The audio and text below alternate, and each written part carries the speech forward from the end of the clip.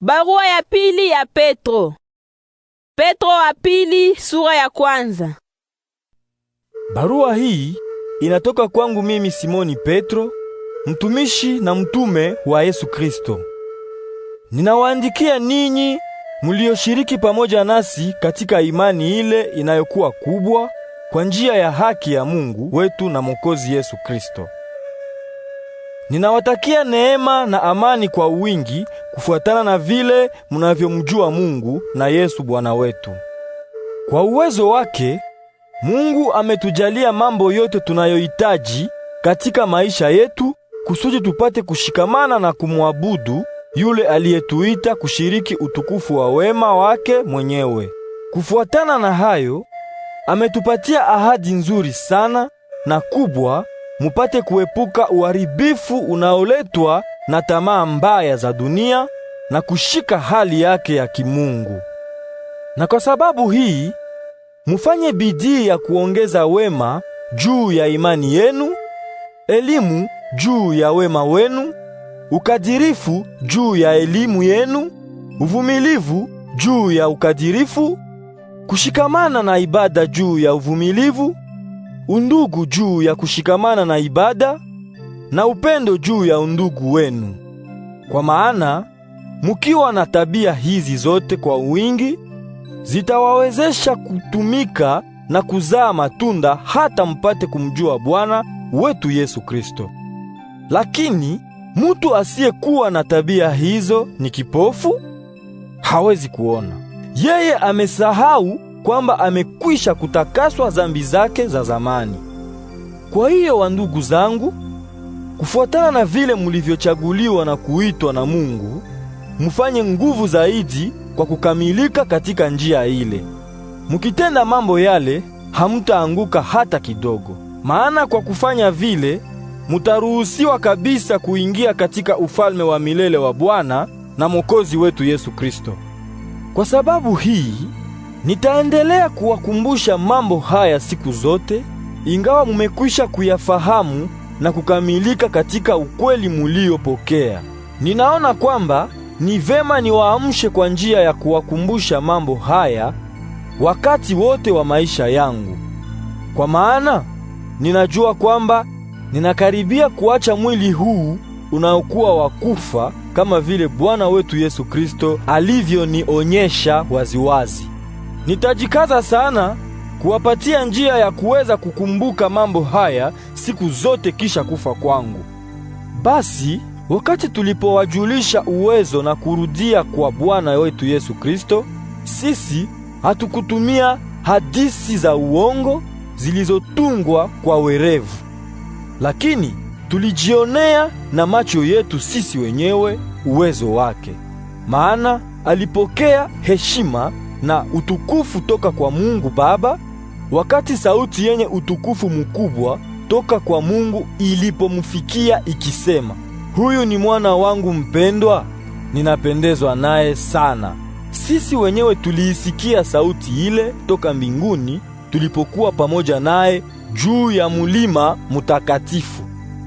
Vile vile tunaamini ujumbe uliotangazwa na manabii. Ninyi munafanya vema mukishikamana nao. Ujumbe huo ni kama taa inayoangaza pahali pa giza mpaka wakati wa mapambazuko na wakati nyota ya asubuhi itakapoangazia mioyo yenu.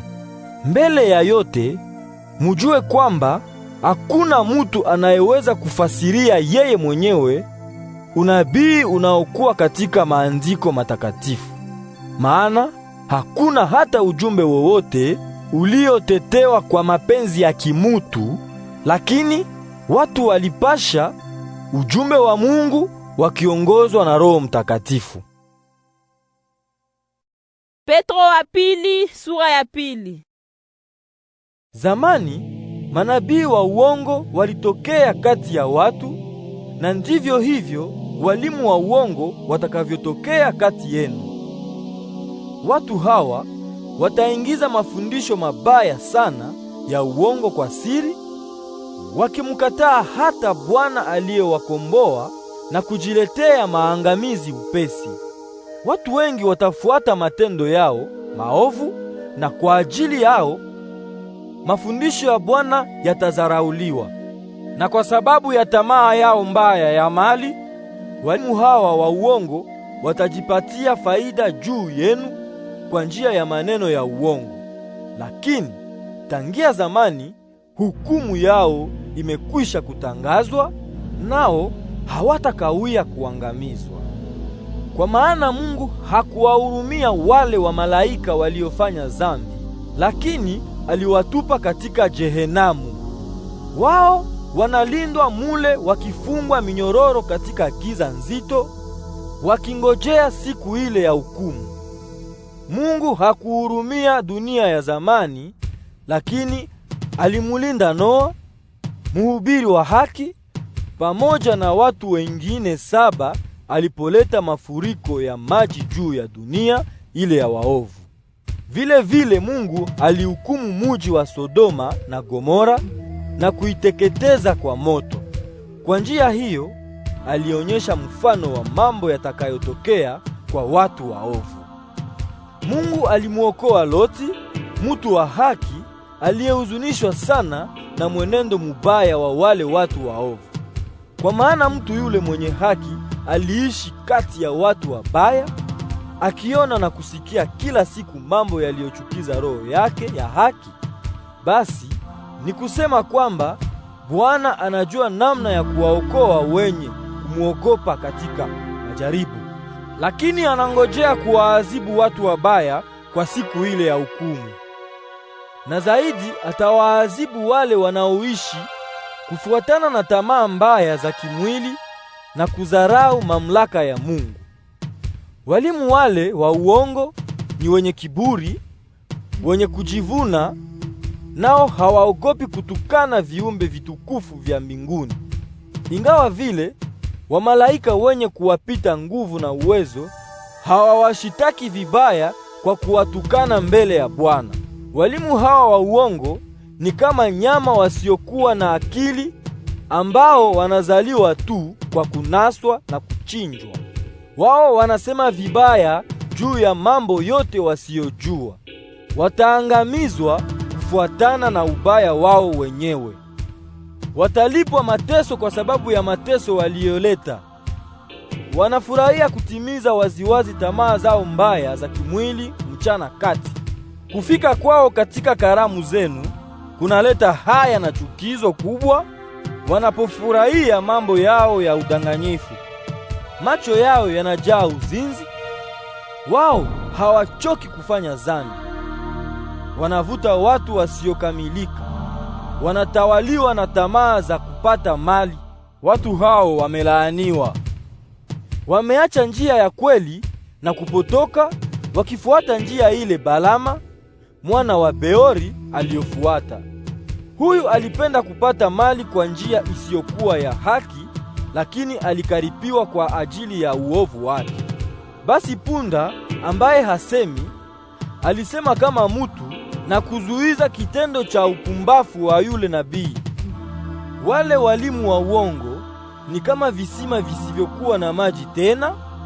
Wao ni kama mawingu yanayopeperushwa na upepo. Makao yao yametayarishwa kwenye giza nzito. Kwa maana kwa masemi yao ya kujivuna na yasiyokuwa na maana, na kwa njia ya tamaa zao mbaya za kimwili, wanawavuta watu ambao wanaanza kuwaepuka. Na wale wanaoishi katika udanganyifu wanawaahidi watu wengine kwamba watakuwa huru, ijapokuwa wao wenyewe ni watumwa wa upotovu. Kwa maana kila mtu ni mtumwa wa jambo lolote linalomtawala.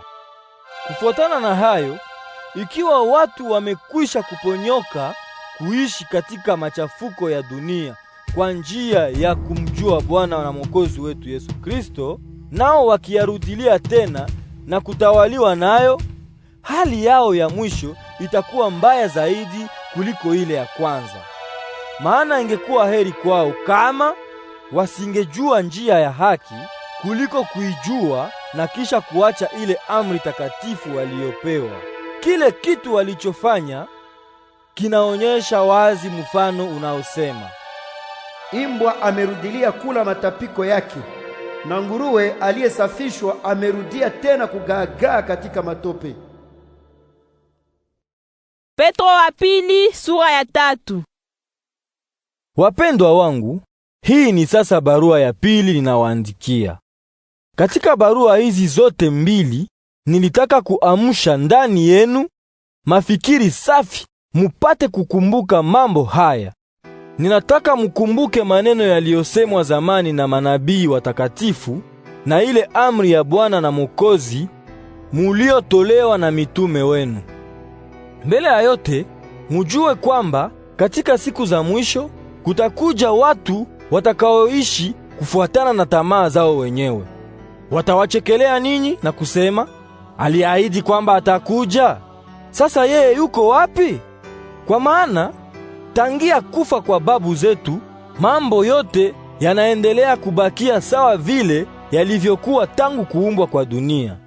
Watu hawa wanasahau kwa makusudi kwamba tangia zamani Mungu alisema tu, na mbingu na dunia vikakuwa. Dunia iliumbwa toka katika maji na kwa njia ya maji. Vile kufuatana na ile, dunia ya zamani iliangamizwa kwa mafuriko ya maji. Lakini kwa nguvu ya neno lile lile, mbingu na dunia za sasa zimewekwa akiba kwa kuteketezwa kwa moto. Zinalindwa kwa ajili ya siku ile ambayo watu wabaya watahukumiwa na kuangamizwa. Lakini wapendwa wangu, kuna jambo moja musilopaswa kusahau. Ni kwamba mbele ya Bwana siku moja ni kama miaka 1000 na miaka 1000 ni kama siku moja. Bwana hakawii kutimiza ahadi zake kama vile watu wamoja wanavyozania. Yeye anavumilia kwa ajili yenu, maana hapendi hata mtu mmoja apotee, lakini anataka watu wote wageuke toka zambi zao. Siku Bwana atakaporudi, itatimia kama vile mwizi anavyokuja. Siku ile mbingu zitatoweka kwa shindo kubwa, na viumbe vyote vinavyoangaza katika mbingu vitayeyuka. Dunia na vitu vyote vinavyokuwa ndani yake vitateketezwa. Basi kwa kuwa vitu vyote vitaharibiwa namna hii, ninyi munapaswa kuishi maisha matakatifu na kushikamana na ibada, mukingojea na kuharikisha kuja kwa siku ile ya Mungu. Ndiyo siku mbingu zitakapoyeyushwa kwa moto na viumbe vyote vinavyoangaza katika mbingu vitakapoyeyuka. Lakini kufuatana na ahadi ya Mungu, tunangojea kwamba kutakuwa mbingu mupya na dunia mupya, pahali haki itakapokuwa. Kwa sababu hiyo, wapendwa wangu, mukiwa munangojea mambo yale, mufanye bidii apate kuwakuta safi bila kosa lolote, na mukae na amani pamoja naye. Mutambue kwamba njia ya kuvumilia kwa Bwana wetu ni wakati mzuri anaowapatia kusudi mupate kuokolewa. Na hiyo ni kufuatana na vile ndugu yetu mupendwa Paulo alivyowaandikia, akiongozwa na hekima aliyopewa na Mungu.